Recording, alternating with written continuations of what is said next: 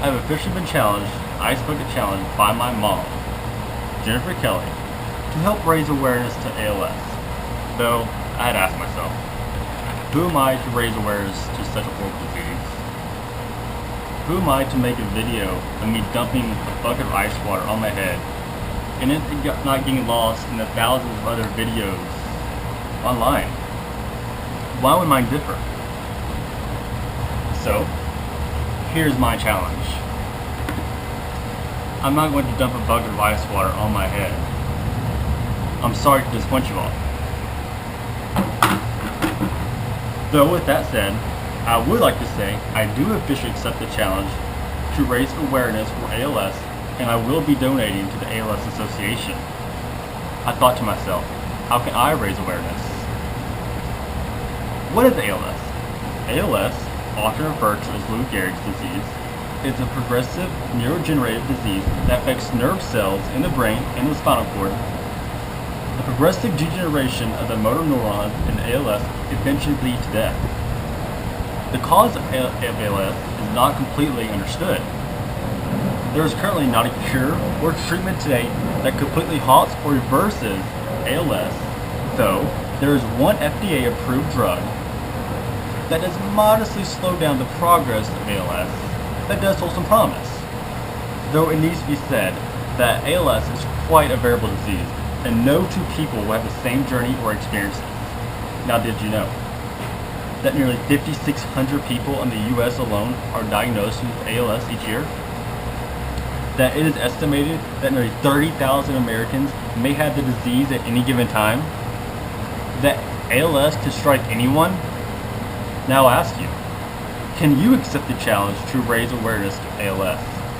I personally challenge you, Kurt Webb, Emma Johnston, and Tiffany Powell, to raise awareness to ALS in your own little way, be it for accepting the Ice Bucket Challenge, or something else, and also donating to the ALS Association or any other association for that matter.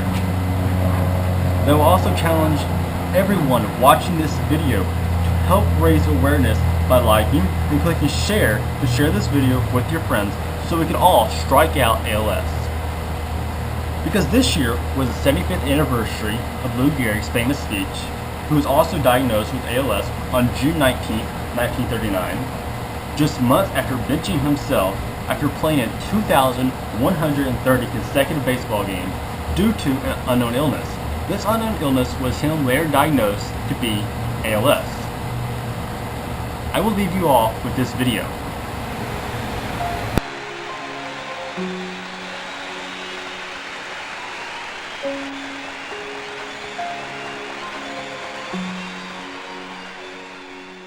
For the past 2 weeks.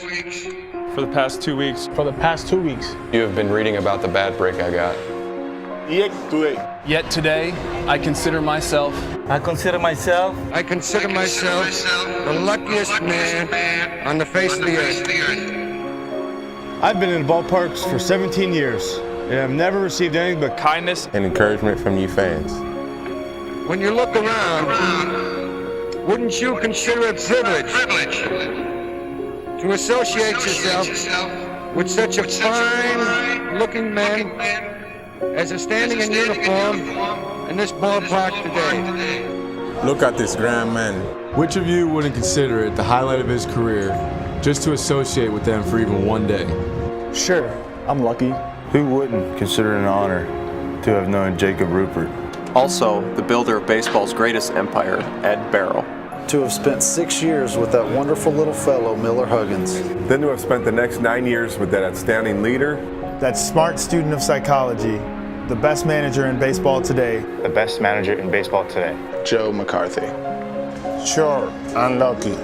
When the New York Giants, a team you would give your right arm to beat and vice versa, sends you a gift, that's something. When everybody down to the groundskeepers and those boys in the white coats remember you with trophies. Remember you with trophies? That's something. When you have a wonderful mother-in-law Who takes sides with you and squabbles with her own daughter, that's something. When you have a father and a mother who work all their lives so you can have an education. And build your body. It's a blessing. When you have a wife who has been a tower of strength. When you have a wife who has been a tower of strength. and shown more courage than you dreamed existed. That's the finest I know. So I close in saying that I might have been given a bad break, but I've got an awful lot to live for. That I might have been given a bad break, but I've got an awful lot to live for. Thank you.